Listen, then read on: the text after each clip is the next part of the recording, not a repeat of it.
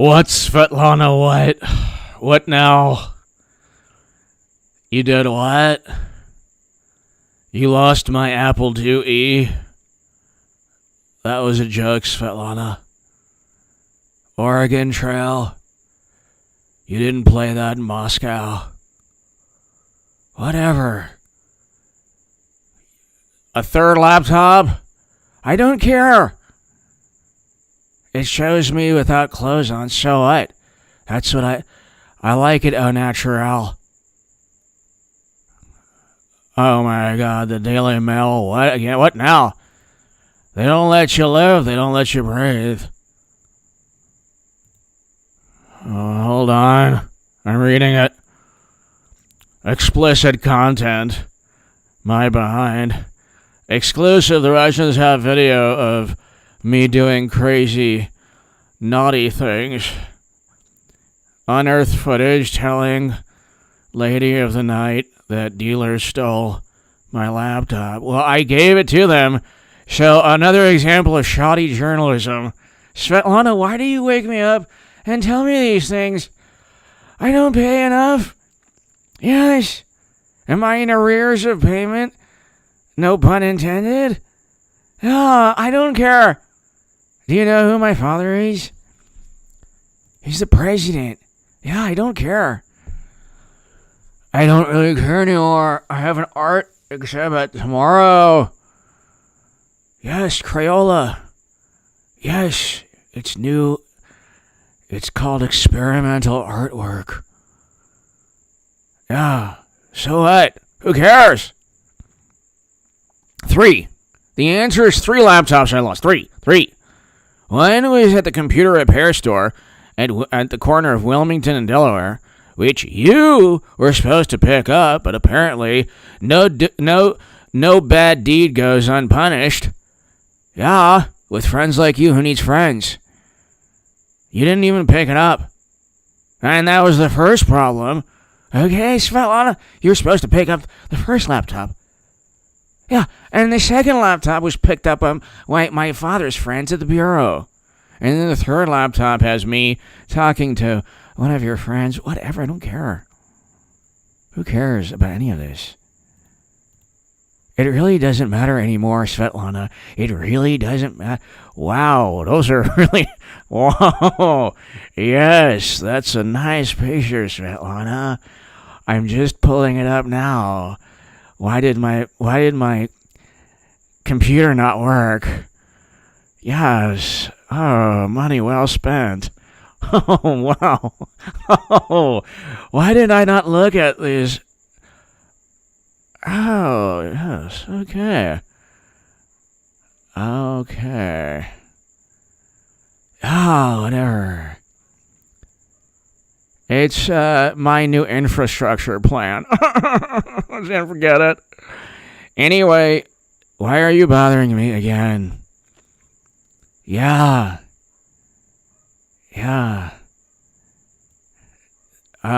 The popsicles are in the freezer.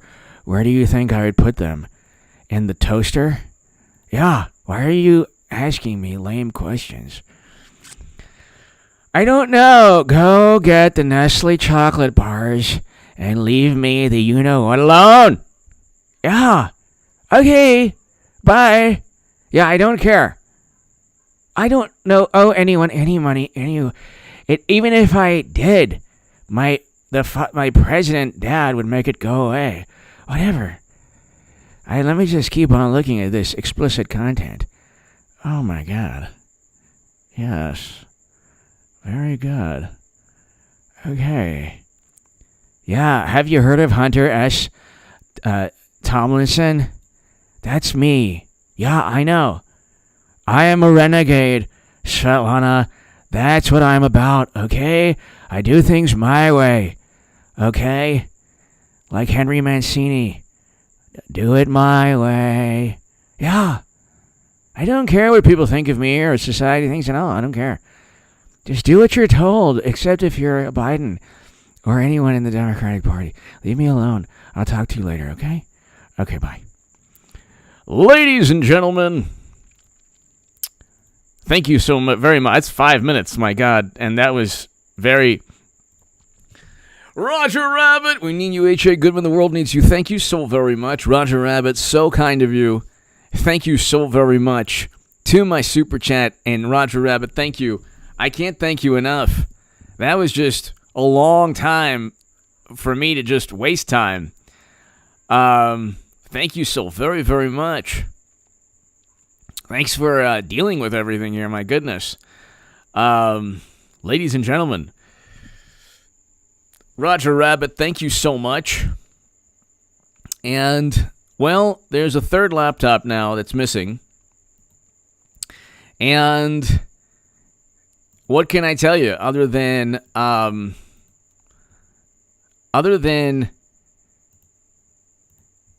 third laptop that's missing?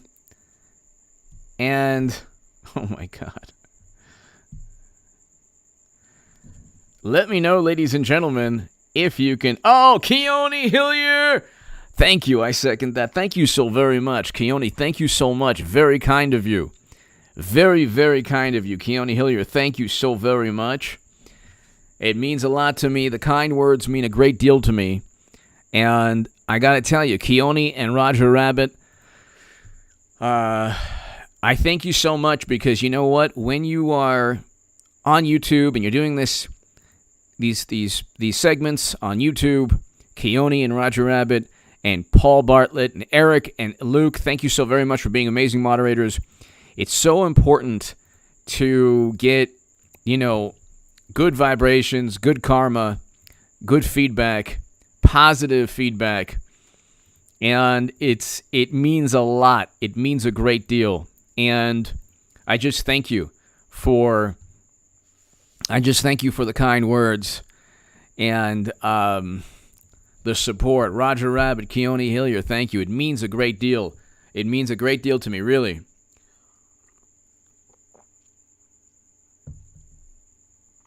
Ladies and gentlemen, I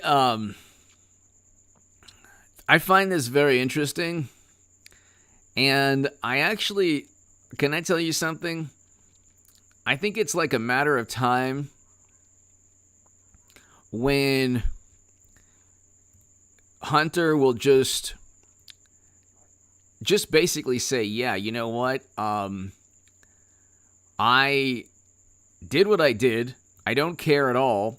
In fact, I utilized my family's influence to acquire as much money as possible.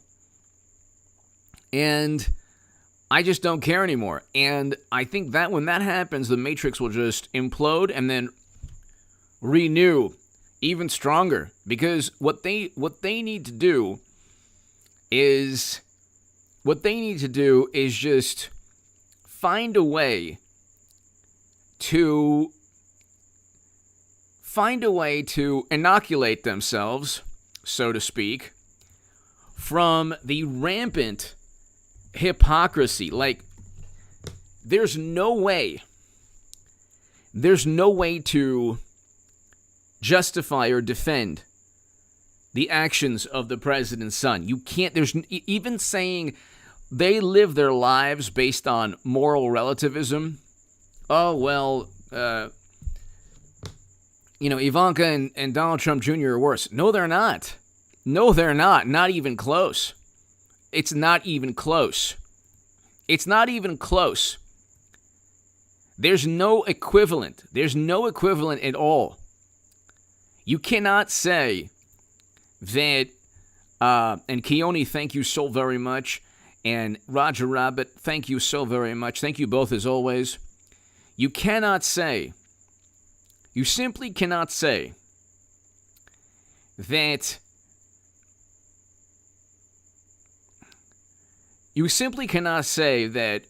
well, Hunter isn't as bad as Donald Trump Jr.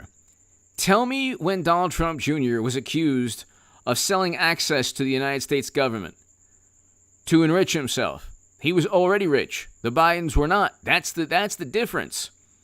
That used to be a source of pride for Joe Biden. Okay? And then they say, well, he got rich because of book deals. Well, okay, have you read his book? And he got rich because of speaking engagements. Well, have you heard him speak? And you have a son who, like, I'm not even mad at him. I don't even judge or condemn. I'm not condemning Hunter Biden. I do not condemn him or judge him.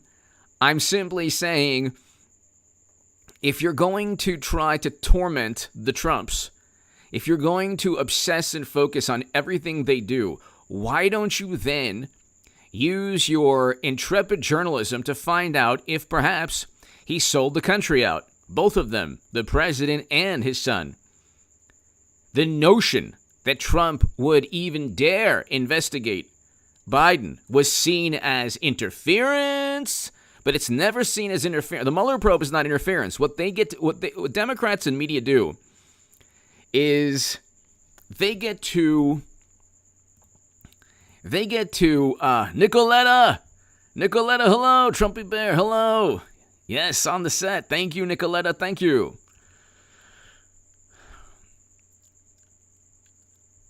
Yeah, what was up with that Parmesan? What is that? What is going on there? That's bizarre. Okay, wait, what is it? They have a video of me doing crazy whoopee, you know what I mean? It's a total of 3 computers he's lost, each likely to hold sensitive information on President Joe Biden. Nicoletta, thank you. Eric, hello. Nicoletta, thank you so very, very much, as always. Nicoletta, thank you. Nicoletta, Trumpy Bear, Keone Hillier, Roger Rabbit, thank you so very much. If you're going to, this is very simple, okay? This isn't going to be a long segment. We'll end at 12, so we got a little over a half an hour left. I can do Hunter for a half an hour, but I don't want to, ruin anyone's late evening, early morning. But they don't go after the Bidens. They protect the Bidens. Nicoletta, thank you. Keone, thank you. Roger Rabbit, thank you. They protect they protect the Bidens at all cost. All they do is protect their favored political candidates. It's completely unfair. It is completely and utterly. It's not just a double standard. It's not just, the standard is only go after Trump and do everything possible to cover up and sweep under the rug and ignore or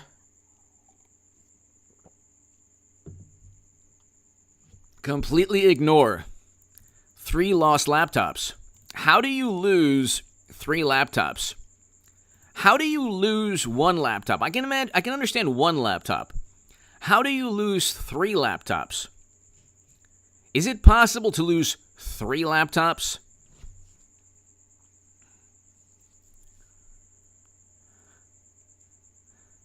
How do you get 3 laptops lost?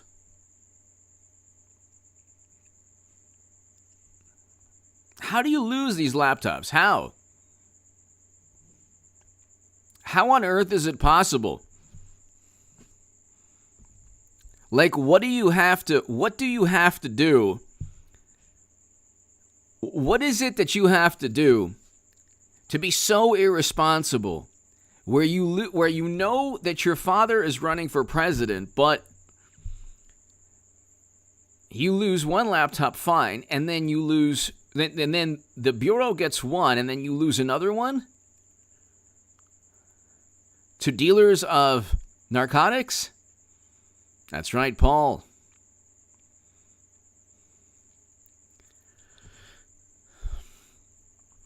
And my whole thing is, where is the condemnation and judgment?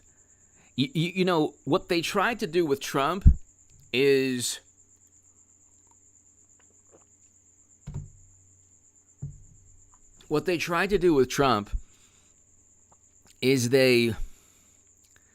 they said, well, he's just an immoral human being. He's immoral. And then they look at Hunter and they say, "Oh, that's okay. That's okay. That's not a problem at all. That's not a problem at all. It's not that big of a deal. It's not that big of a deal." And you have a situation where, sorry for the choppy live stream, ladies and gentlemen. Can you hear me okay now? Eric, everybody here, can you hear me all right?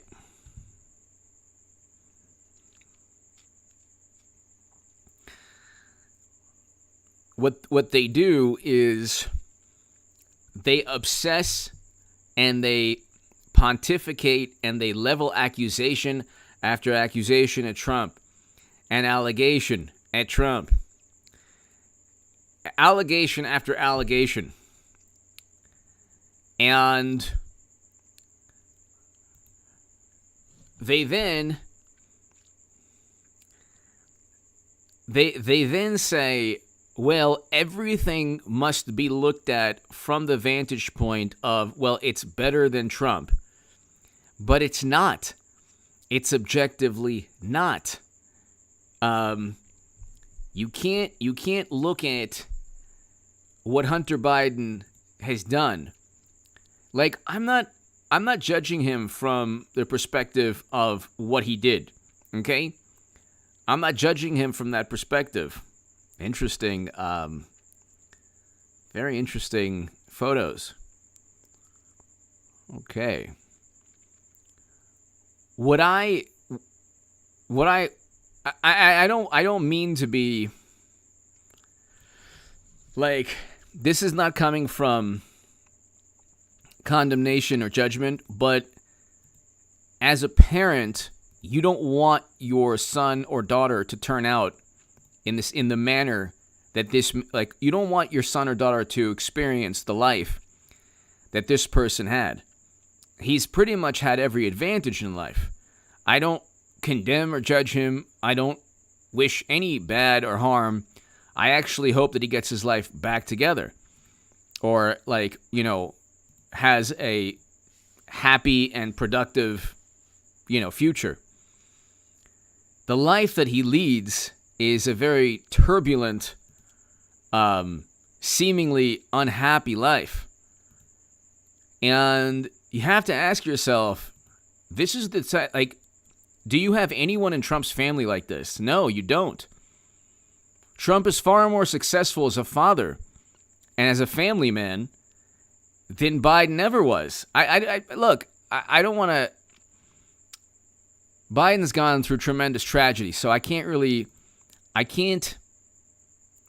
say that categorically. Maybe I'm wrong to say that. But Donald Trump does not have anyone in his family that acts in the manner as Hunter Biden. This is a fact. And you have these morally superior, oftentimes apoplectic liberals who look at, and I'm not saying this from the vantage point of a conservative. I'm not a conservative and I'm on everything, and I'm not a liberal on everything. But you have these people who obsess over the Trumps, obsess over Donald Trump, and yet they don't look at, like, okay, Donald Trump, his entire family loves him. His kids love him. His daughters, his sons love him. He doesn't have anyone in his family with a horrendous substance abuse issue, acting in a very erratic, harmful manner to himself and others. Okay, Hunter is that type of person. And he's being protected by the American political establishment, media, Democrats. And he's able to get away with things, whether it's being dishonorably discharged. I believe he was dishonorably discharged. Losing his 38 right across from a school. Let's see, was he dishonorably discharged?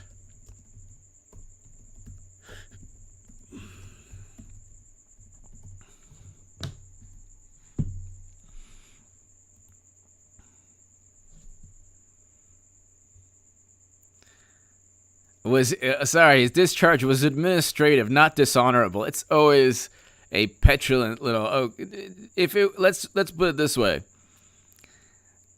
The Atlantic. This is a fact check where they're like Biden referencing the Atlantic that the president referred to Americans who lost their lives as losers. The Atlantic is they write fantasy novels. They write it. The Atlantic is a malicious, petulant is turned into a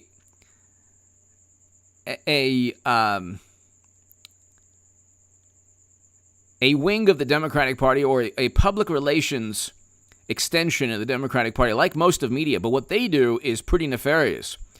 They'll completely make up a story without any evidence that Trump disparaged fallen Americans. No evidence at all. Okay?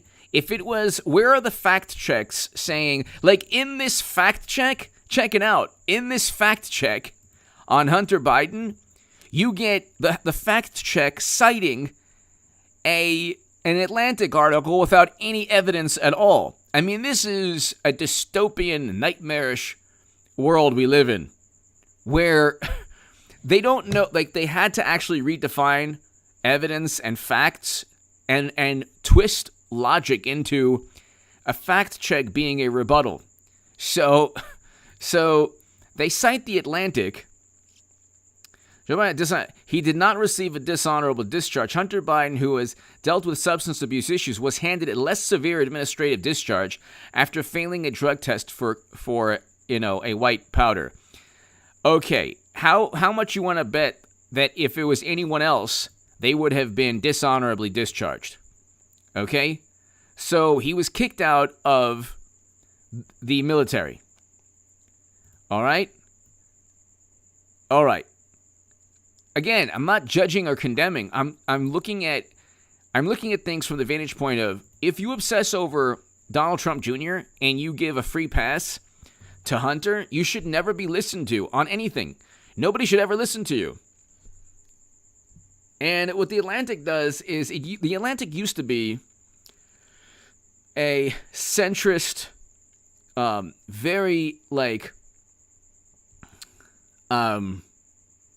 used to be like a wonderful publication that had, extremely educated scholars and novelists and,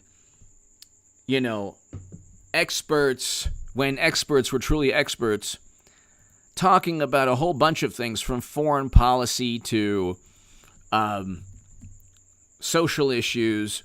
Now it's just an extension of the Democratic Party that goes after anybody, especially Trump, but that goes after and writes hit pieces against anyone that falls outside of the mainstream. Anyone that falls outside of the mainstream, the Atlantic and everyone else, will write hit pieces. They can't defend. This is the problem with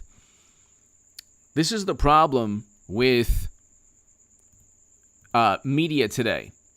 Nobody trusts media. Nicoletta, Trumpy Bear, thank you. Thank you, Nicoletta, thank you.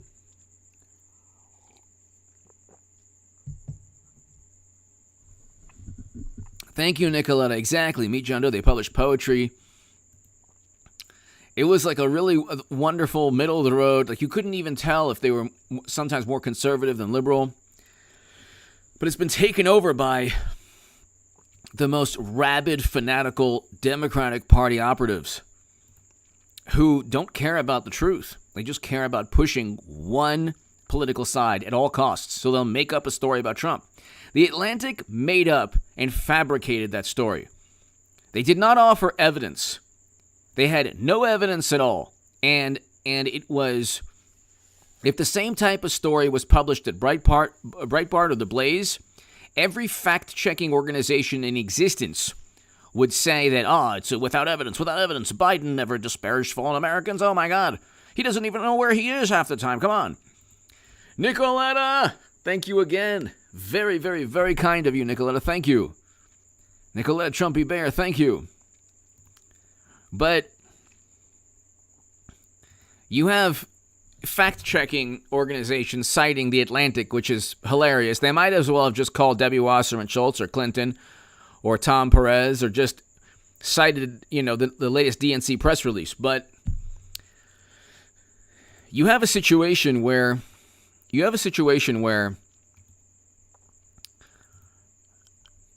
Hunter Biden is like a national security. The man is like a national security issue. There's a situation where he's a national security issue. Like instead of saying, do you know if he's ever been to a treatment facility? Did he ever go to did he ever join Alcoholics Anonymous or, some kind of rehab? Has Hunter Biden tried to get better? Let's see.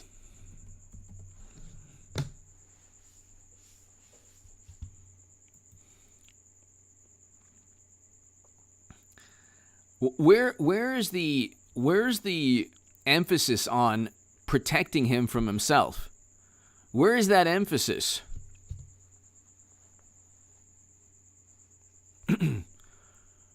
Like, did you ever hear Joe Biden? Did you ever hear Joe Biden? Did you ever hear, ladies and gentlemen, the YouTube algorithm, and in addition to, I have a blocked word list. Every YouTuber does. The thing is, you can get your channel taken down by what people say in the chat or, the comment section. So it's like, I'm long-winded. You could find ways to be long-winded too and communicate, but it's mostly the algorithm, not me. A lot of times people say, I was talking about this. I'm like, well, that has nothing to do with me. It's the YouTube algorithm. You can't look. I was watching Anomaly today. Subscribe to his channel. And he talks about he got a strike today, and the strike was removed, and then the strike was put back again, and then eventually the strike was removed. And it's just, it's so difficult nowadays. It's so difficult.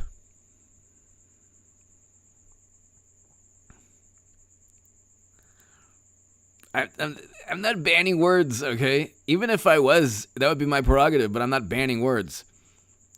There are words that if you, and the banned words that I have are pretty bad. So, if you're saying words that are pretty bad, they're banned from me. If anything else, it's YouTube. So it's not that big of a deal. You can actually communicate your thoughts in a long-winded manner, and it's pretty much the same thing.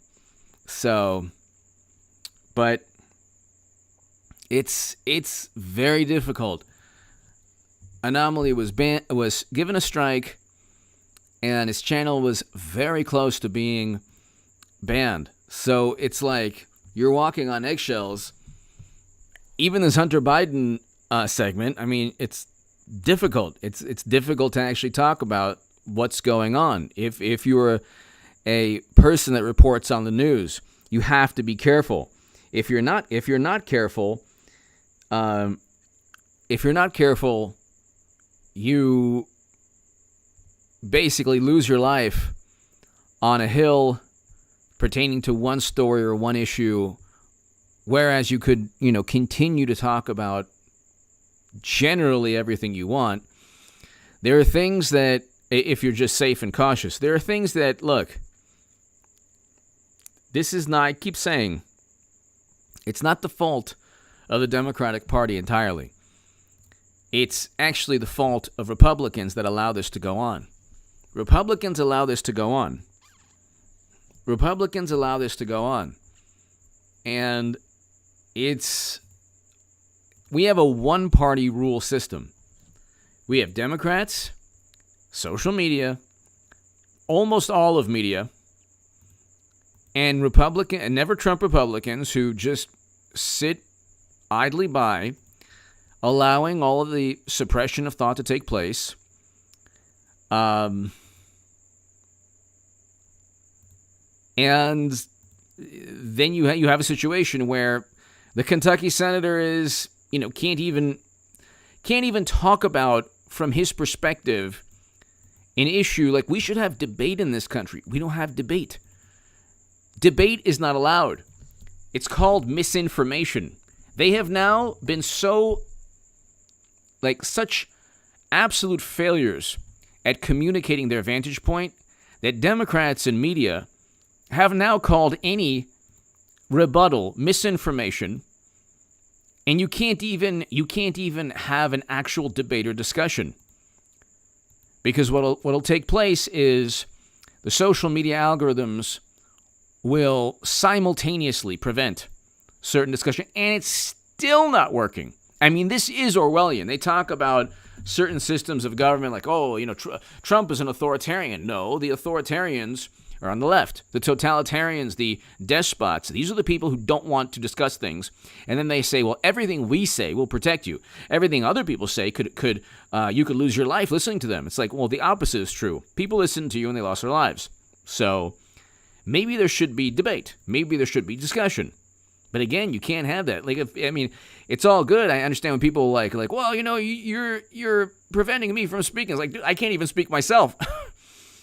What, I'm supposed to get a strike on the channel because someone's talking about, I don't know. I don't know what could be deemed, a sin in terms of guidelines now. But it's like I'm talking about Hunter, and then someone else, let's just say, is talking about, Trump having relations with somebody on Mars, physical relations. Well, then it hits the algorithm, and it's a big problem for me. It's like, well, you know what? And most of the time, like I said, you could believe it or not, but my banned word list is like really bad words. So anything other than that, that's YouTube. So don't blame me. And anyway, like I said, what's the big deal? Just go ahead and speak in a long-winded manner. No big deal at all. God. It's not like I don't have the same constraints everybody else does. But you look, ladies and gentlemen, and you look at where we're at as a society, the double standard, you have to look at the Never Trumpers. This is not something that, this is a progression where when you have one political side that doesn't have any opposition, there's no opposing viewpoint. When you don't have an opposing viewpoint,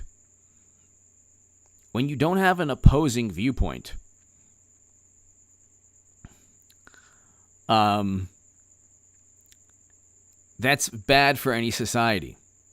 Thank you, Robert. Thank you. When you don't have an opposing viewpoint,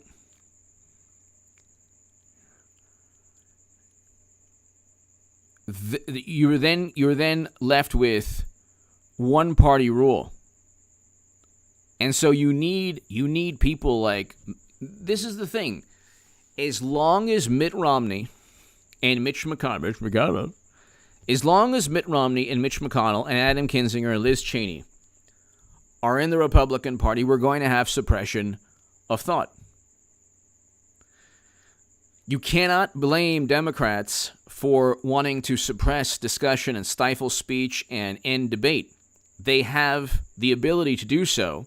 They have social media algorithms at their disposal. They can complain. All of this censorship and suppression is Democratic senators and representatives complaining to every social media platform. And the social media platforms are already run by liberal activists or people who are more liberal in their politics anyway. So you're looking at a world where until you have Republicans running the House of Representatives, until you have Republicans, or Trump Republicans, I should say, with a greater presence in media where they can actually voice an opinion and force a debate, force a discussion. That was the one thing I wish President Trump did.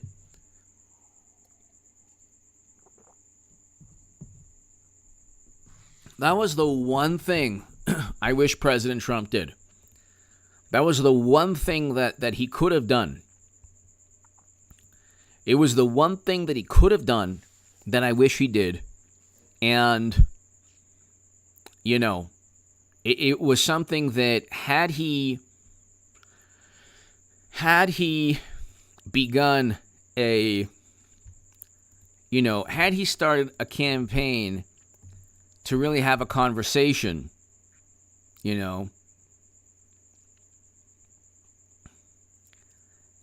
had he been able to create a debate or dialogue, we wouldn't be at this situation. But also, we would need a person like Romney and Nebraska's senator, all of those people.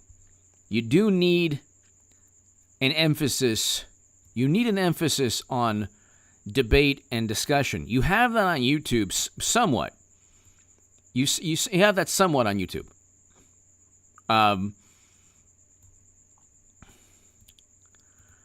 But I mean, we'll eventually get there. It's just a matter of what lengths they go to impose their viewpoints on any topic. It's a matter of what lengths they go to and what lengths society is. Timothy, hello. It's a matter of what lengths society is able to allow them to implement. Right now, there's this, people are petrified of being different. Conformity, being part of the herd, being accepted is far more important for most people. I've never really been that way. Okay? But compliance, conformity, that's why when I was on the left, they didn't like me. Then I became a supporter of President Trump. Then people didn't like me. So it's like, you have people who just didn't like me no matter what. Ladies and gentlemen, thank you so very much to my super chat. Thank you so much.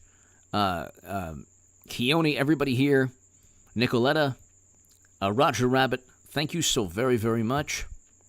Eric, thank you so much. Michael Mark Angel, hello. Thank you. Thanks, everybody.